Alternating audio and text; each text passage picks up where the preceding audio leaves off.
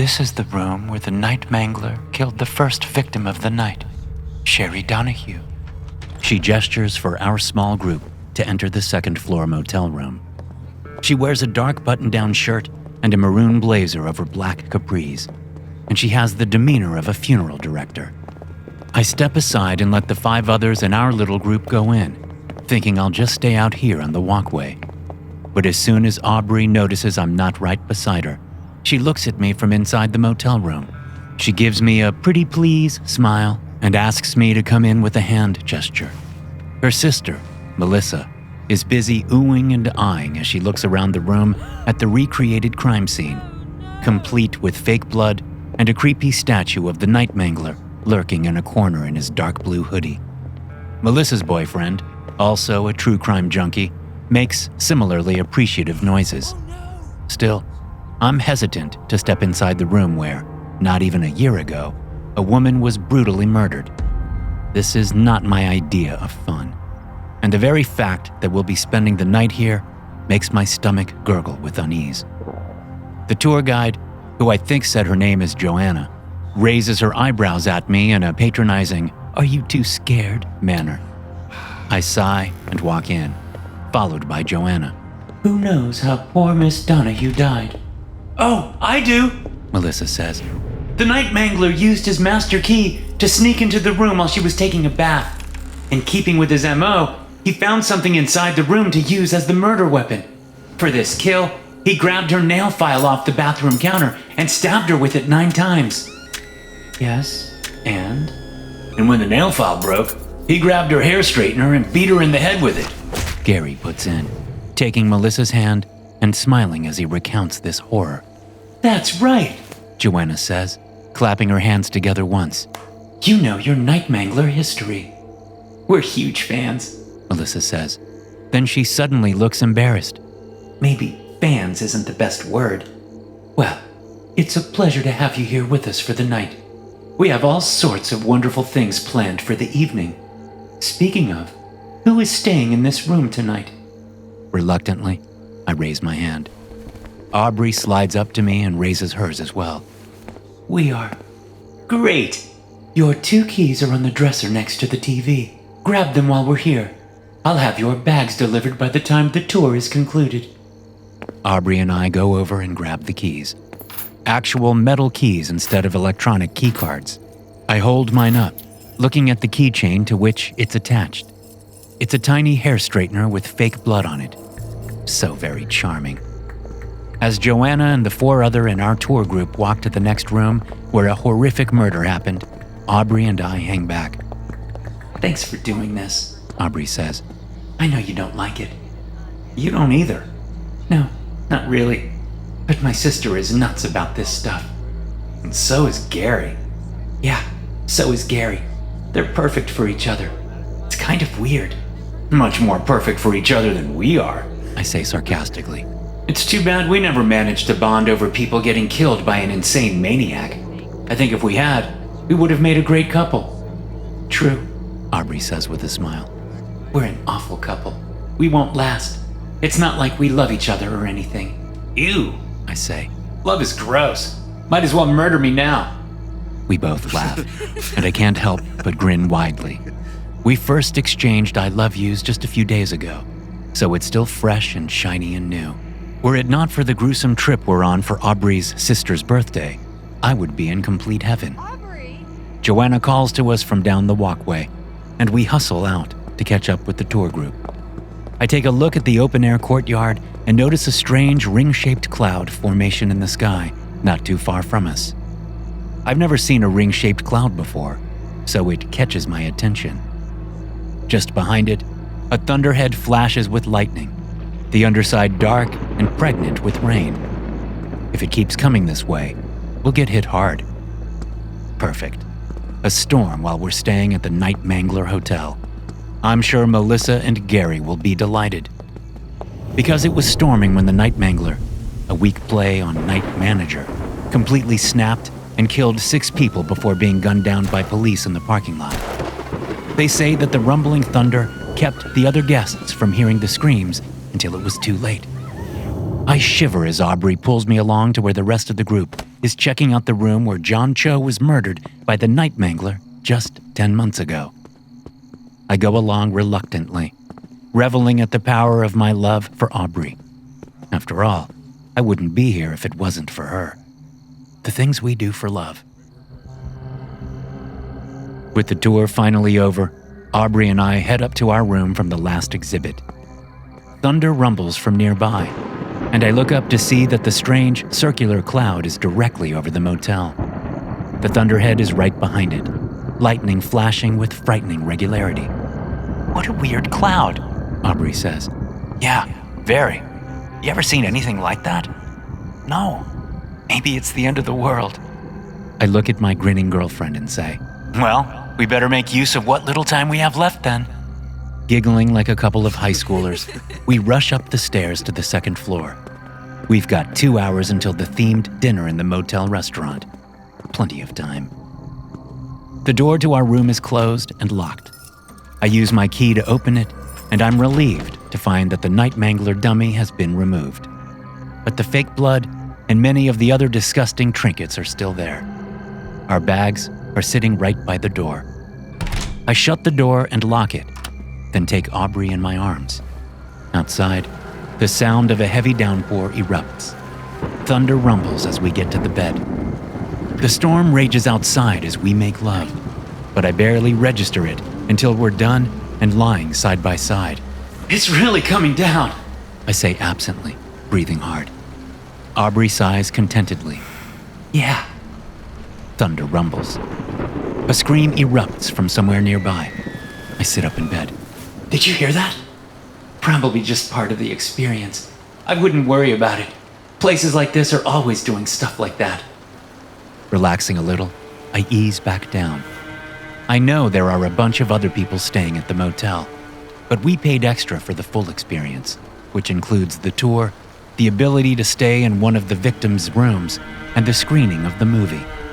But if I remember correctly, there was something about other entertainment. Plus, we had to sign waivers upon checking in.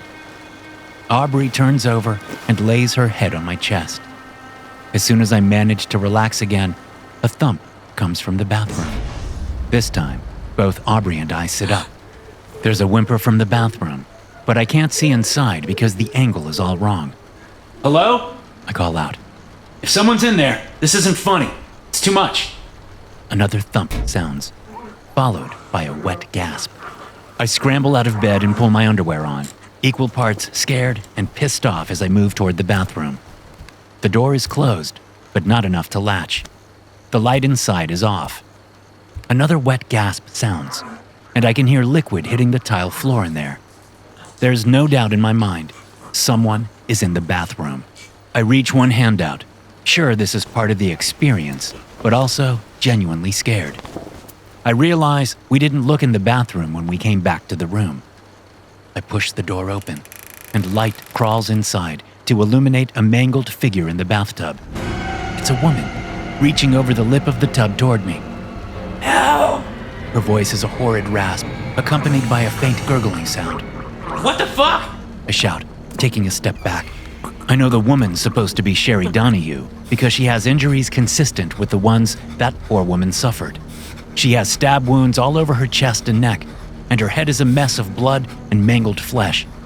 I know it's a trick, prosthetics and makeup, but it's very convincing. What is it? Aubrey calls, getting dressed. It's an actor in our fucking bathroom, I say. It's supposed to be Sherry Donahue. You need to get out of our room now, lady. This is crazy. How long have you been in there?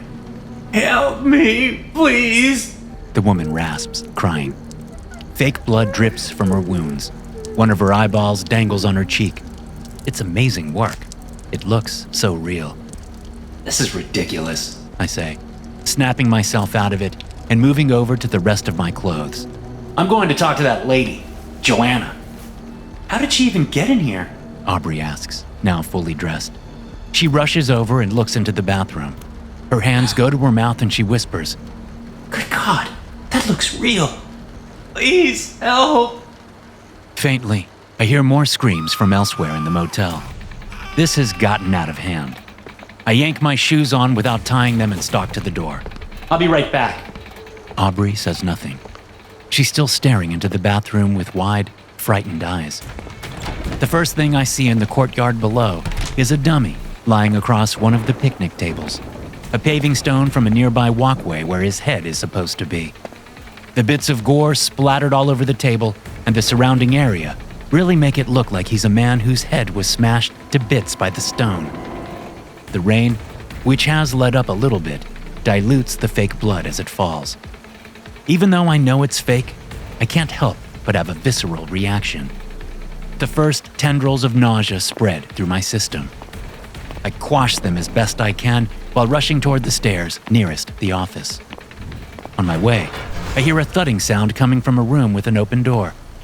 I glance inside and see a man in a dark blue hoodie and brown pants leaning over the single king bed, hitting a portly young woman with a bedside lamp.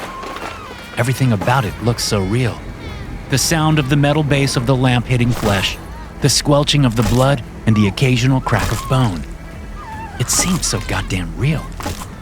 Those tendrils of nausea reach back up, causing my stomach to spasm slightly. The man in the hoodie stops, standing up straight, shoulders heaving with exhausted breaths. I can't see his head because the hood is up and he's facing away, but I know this is supposed to be the Mangler. This is sick, I say. There is such a thing as too much. The man in the hoodie drops the lamp to the floor and turns around slowly. I take an involuntary step back when I get a look at his front. His clothes are covered in blood, and his face is a gruesome mess with a bullet hole in his nose and another just under his left eyebrow. Both the nose and the eye are barely recognizable, just ragged folds of bloody flesh and protruding bone shards. The eyeball is still there, but turned sideways and ruptured, making it look more like something seen on a piece of roadkill than an impressive practical makeup job. I remember hearing that the Mangler got shot twice in the face by the cops. Of course, this place has gone all out in their recreation. The man looks at me with his one good eye while he produces a bone-handled pocket knife from a blood-stained pocket. This must be the knife he came at the police with once he realized he was surrounded after trying to escape. He flips the knife open and steps toward me. Again, I take a step back. I know logically that it's fake, but my adrenaline is still up, and I'm still scared seeing this gruesome man with a knife walk toward me. Okay, that's enough, I say. No more! The man keeps coming. I retreat another step, my back meeting the cold metal railing overlooking the courtyard.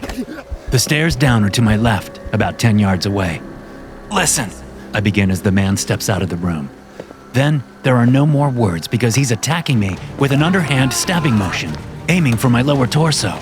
I jump a little, trying to avoid the incoming hit, jamming my arms out and clasping his forearm. His arm is cold and strong, hard as a tree branch. He follows through and, helped by my instinctive little jump, lifts me up with the movement of his arm. Despite my grip on his forearm, the knife still travels far enough to sink into my abdomen just to the left of my belly button. The pain doesn't register at first because my momentum is carrying me up onto the railing. I perch on the metal for a brief moment as the man continues trying to stab me. Then I'm falling backwards into the courtyard. Now, instead of hanging onto his arm to keep him from stabbing me, I'm clutching it to keep me from falling. I tumble awkwardly, legs flipping over as I yank him down just far enough to slam his chest into the railing. Then my hands slip off and I fall, hitting the grass next to a picnic table and a charcoal grill. My breath races out of me, and the pain from the stab wound finally comes, along with all kinds of other pains from the fall. The Mangler stares down at me from the walkway. Rain falls in my eyes, messing with my vision. I blink twice, and then he's gone. As I pull a panic-quelling breath in, I yank up the hem of my quickly soaking shirt to look at the stab wound. It oozes blood from its 2-inch width, but I have no idea how deep it is. The shock of having been stabbed becomes too great. The tendrils of nausea contract violently, and I turn onto my side to vomit the contents of my stomach into the wet grass. Coughing and spitting, I realize with sickening slowness that this is really happening. People are really dying, and all I can think of is Aubrey. Strings of bile still trailing from my mouth, I lurch to my feet and reach for my phone, realizing with utter horror that I don't have it. It must have fallen out of my pants when I took them off before Aubrey and I made love. I move into the middle of the courtyard, only realizing as I do that I no longer have my shoes on. They were unlaced and must have fallen off during my fight with the Mangler or the subsequent fall. I push them from my thoughts, knowing I have no time to find them and put them back on. I run over and peer toward our room. The door is closed and there's no sign of the Mangler. Spinning around, I look for the man, but he's nowhere to be seen. The nearest staircase is right next to the office. I need to alert someone to what's happening, and then I can go back up and check on Aubrey. She'll be fine as long as she keeps the door closed. I dart out of the courtyard and burst into the office with the words, "Call the police!" on my lips. But I stop short just inside the door, seeing the tour guide, Joanna, sprawled on the floor with one of the Night Mangler Hotel souvenir shirts jammed into her mouth. Her face is the color of rotten chicken breast, and her eyes are open and still. I pat her pockets down, but find no phone.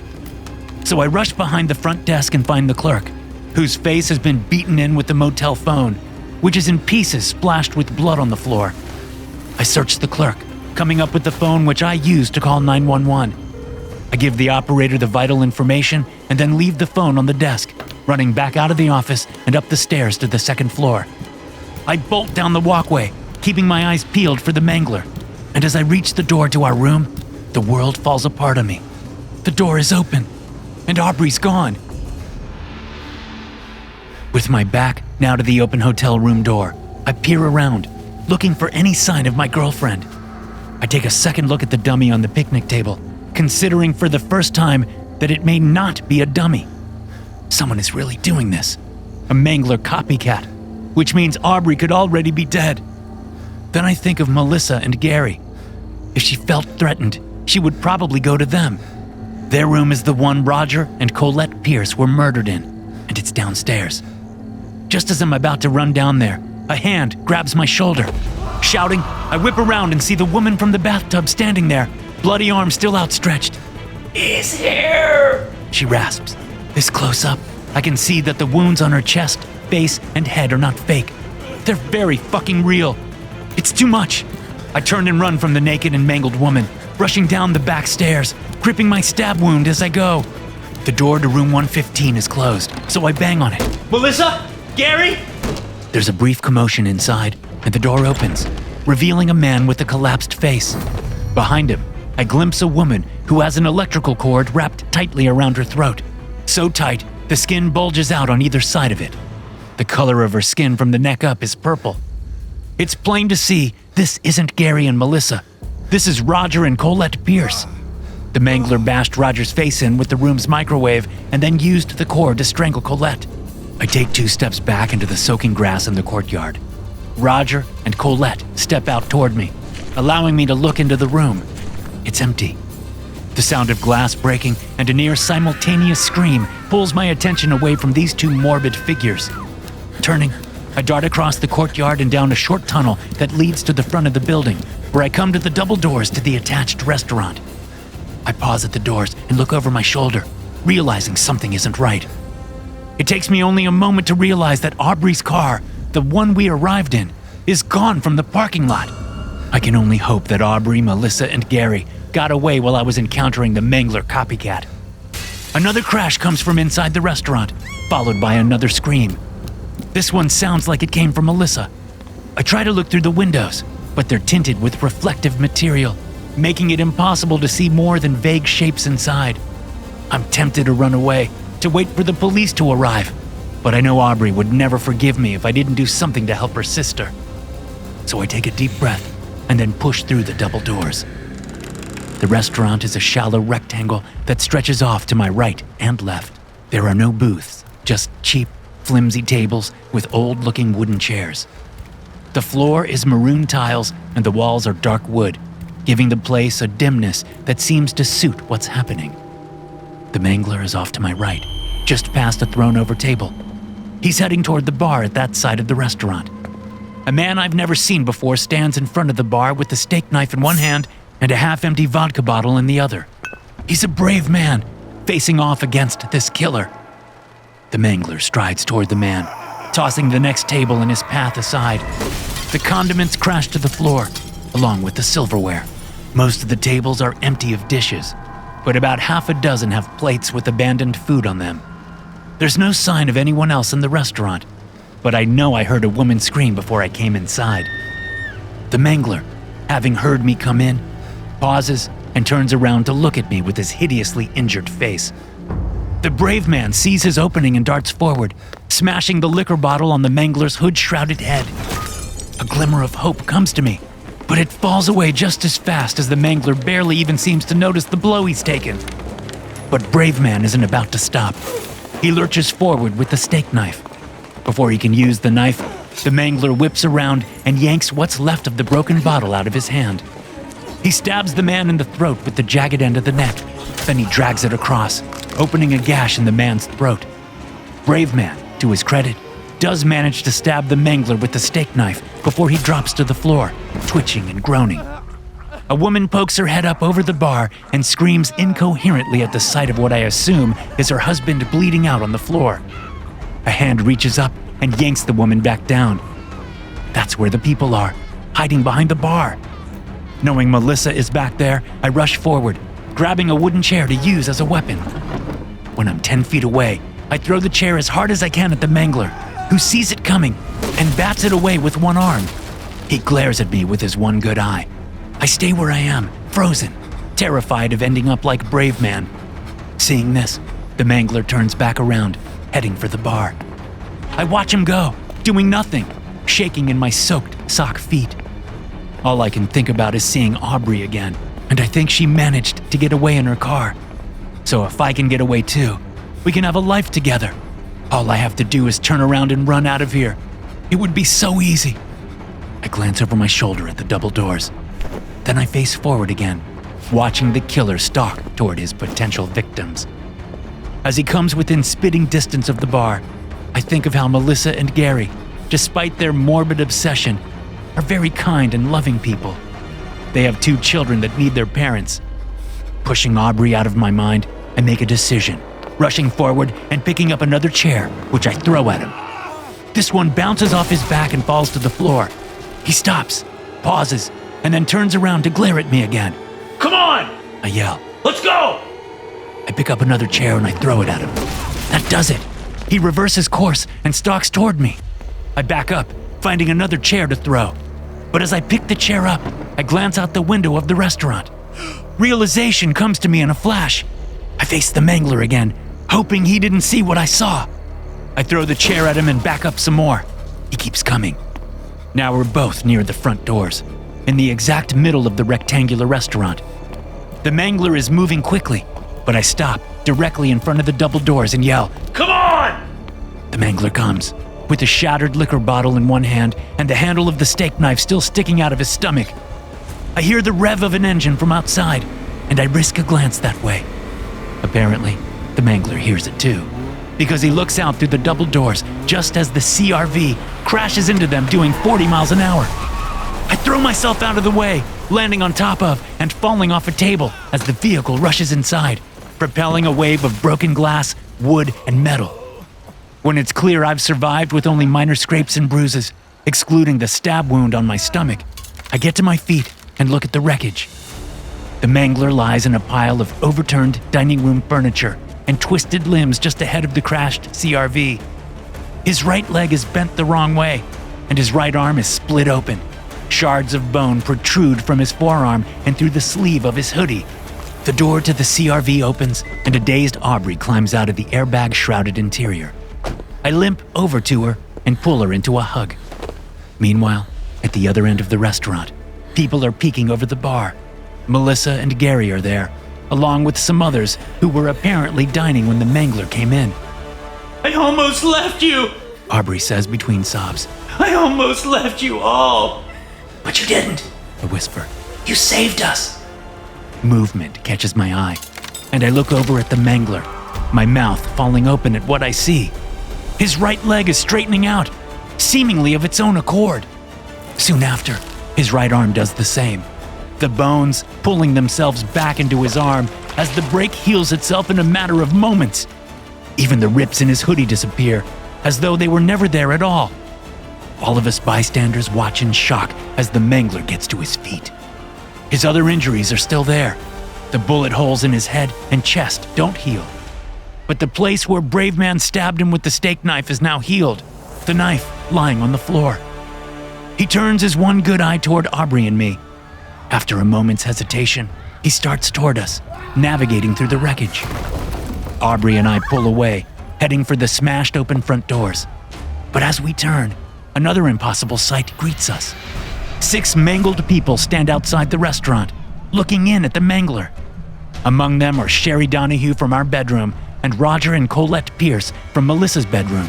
I recognize the other 3 as well, all victims of the Mangler, all from that one night 10 months ago. They all start into the restaurant, moving only as quickly as their wounds let them. Looking over my shoulder, I see fear on the Mangler's face for the first time. I killed you, he says in a low, raspy voice. I killed you all. The 6 victims say nothing, moving toward the man, crunching shattered glass as they come. Aubrey and I move out of the way and watch as they close in on the Mangler, whose fear turns to anger in a heartbeat. He roars and lurches at his victims, but the 6 of them, working together, quickly overpower him. Then they start to rip him apart as the murderer screams.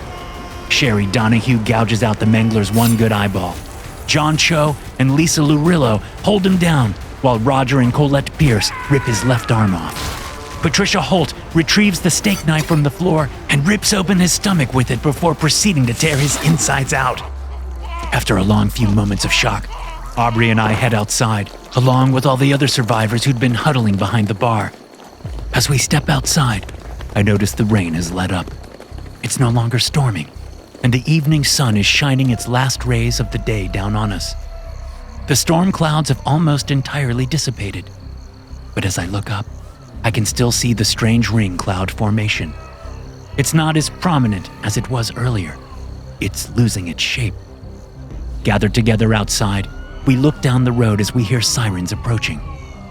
The Mangler's screaming suddenly dies down, and I look inside the restaurant to see him fading away, going translucent and then disappearing altogether. The 6 victims stand up straight and look at each other. Then they, too, begin to fade away until there's nothing left of them in the restaurant. Only the wreckage remains.